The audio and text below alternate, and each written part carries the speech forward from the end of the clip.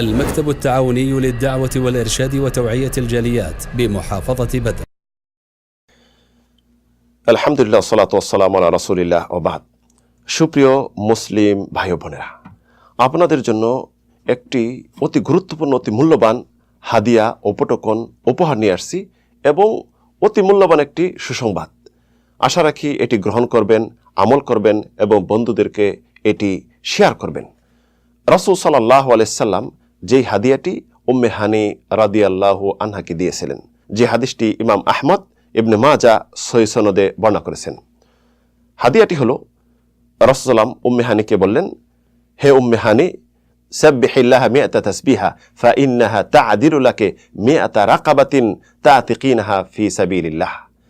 তুমি 100 বার সুবহানাল্লাহ পড়বে, তাহলে তুমি যেন 100টি কৃতদাস আল্লাহর রাস্তায় স্বাধীন করে দিলে।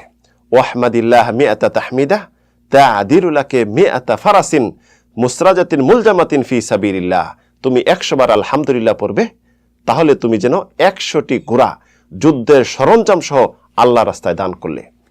কাব্বিরিল্লাহ মিআতা তাকবীরা ফাইন্নাহা তা'দিলু লাকি মিআতা বাদানাতিন মুকাল্লাদাতিন মুতাকাব্বালাহ। তুমি 100 বার আল্লাহু আকবার পড়বে, তাহলে তুমি যেন 100টি উট আল্লাহর রাস্তায় হাজিদের উদ্দেশ্যে কুরবানির জন্য প্রেরণ করলে। ওয়াহাল্লিল্লাহ মিআতা তাহলিলা।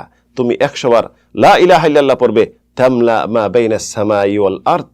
আসমান এবং জমিন যেন সব পরিপূর্ণ হয়ে যাবে, আর তুমি সবচেয়ে আমলের দিকে ওই দিন অগ্রগামী, সবচেয়ে বেশি আমল তোমার ওই দিন আল্লাহর কাছে পৌঁছবে। এর থেকে যদি বেশি কেউ আমল না করে, তাহলে আসুন আমরা দৈনিক 100 বার সুবহানাল্লাহ, 100 বার আলহামদুলিল্লাহ, 100 বার আল্লাহু আকবার, 100 বার লা ইলাহা ইল্লাল্লাহ পড়ি। আল্লাহ রাব্বুল আলামিন এর উপর আমল করার এবং বন্ধুদের কাছে প্রচার প্রসার করার তৌফিক দান করুন।